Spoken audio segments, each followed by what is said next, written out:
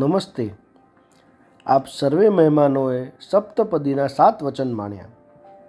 માતૃશ્રી હીરા માતાજી અને ધનજી દાદાએ તેમના સંતાનોમાં એવા સંસ્કારોનું સિંચન કર્યું હતું કે જેમાં પારિવારિક જવાબદારી નિભાવી વ્યવસાયિક રીતે સમૃદ્ધ થઈ અને સમાજ માટે પણ કંઈક કરવું જોઈએ. ફક્ત પોતાની જ ઉન્નતિમાં સંતુષ્ટ ન રહેવું જોઈએ અને સમાજની પણ ઉન્નતિમાં સહકાર આપવો જોઈએ. આ સંસ્કારોને ઉજાગર કરવાના ભાગરૂપે મનસુખ કાકાએ પોતાના યુવાવસ્થા દરમિયાન શ્રી પાટીદાર યુવક મંડળ મુંબઈમાં કાર્ય કર્યું અને પાટીદાર સમાજ માટે આમ થઈ તેમની સમાજ સેવાની શરૂઆત.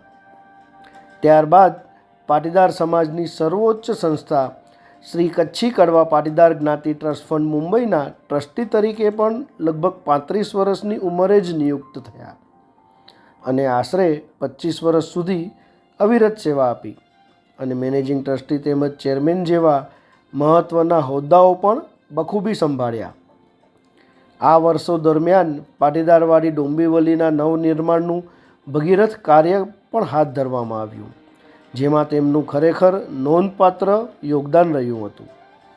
તેમજ આ નવનિર્મિત ડોંબીવલી વાડીના સર્વોચ્ચ દાનદાતા તરીકે પણ માતૃશ્રી હીરાબેન ધનજીવાલજી વેલાણી પરિવાર જ રહ્યો.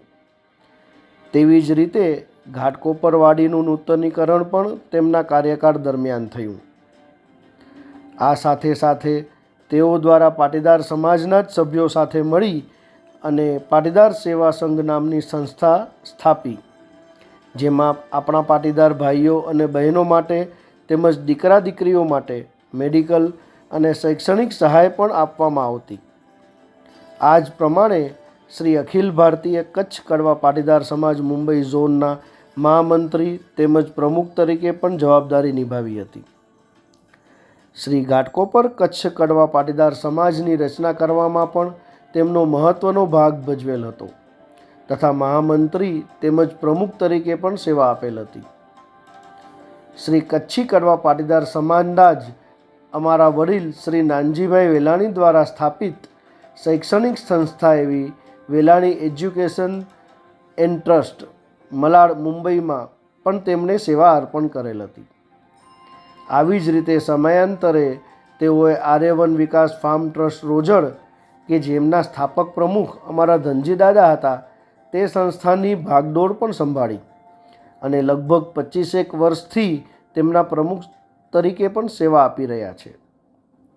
આ સંસ્થા ખૂબ જ યોગ્ય રીતે ગૌશાળા તેમજ 1 થી 10 ધોરણ સુધીના બાળકો માટેની દયાનંદ આર્ય વિદ્યાલય પણ ચલાવી રહી છે. તેમના કાર્યકાળ દરમિયાન ત્યાં આર્યવન આર્ષ કન્યા ગુરુકુળની પણ શરૂઆત કરવામાં આવી, જેમને પણ સફળતાપૂર્વક 10 વર્ષ પૂરા કર્યા. આ આર્યવનના પરિસરમાં દર્શનયોગ મહાવિદ્યાલય તેમજ વાનપ્રસ્થ સાધક આશ્રમ જેવી સંસ્થાઓ પણ કાર્યરત છે. આ પરિસરમાંથી આર્ય જગતના સુપ્રસિદ્ધ વિદ્વાન બહાર પડ્યા છે, જેઓ ભારતભરમાં જ નહીં પરંતુ સમગ્ર વિશ્વમાં વૈદિક ધર્મનો પ્રચાર તેમજ પ્રસાર કરી રહ્યા છે. આવી વિવિધ પ્રવૃત્તિઓ કરતી સંસ્થા આર્યવન વિકાસ ફાર્મ ટ્રસ્ટ રોજડને આર્ય જગતમાં વૈશ્વિક સ્તરે ઉચ્ચ સ્થાન પ્રાપ્ત થયેલ છે. તેમની આ સામાજિક કારકિર્દીમાં તેમના ધર્મપત્ની એવા હેમલતા કાકીનો પણ તેમને સંપૂર્ણ સાથ અને સહકાર મળેલ. સામાજિક કાર્ય માટેના સમયમાં ઘરની સંપૂર્ણ જવાબદારી કાકીએ નિભાવી અને કાકાને સહયોગ આપ્યો. તેથી જ પારિવારિક અને સામાજિક જવાબદારીઓ વચ્ચેનું સંતુલન જળવાઈ રહ્યું અને સમાજ સેવાના કાર્યો કરી શક્યા. તો આમ જોવા જઈએ તો આ દંપતીએ પારિવારિક સાથે સાથે સામાજિક કાર્યક્રમમાં પણ એકબીજાની સંગાથે રહી ખૂબ જ સુંદર યોગદાન આપ્યું.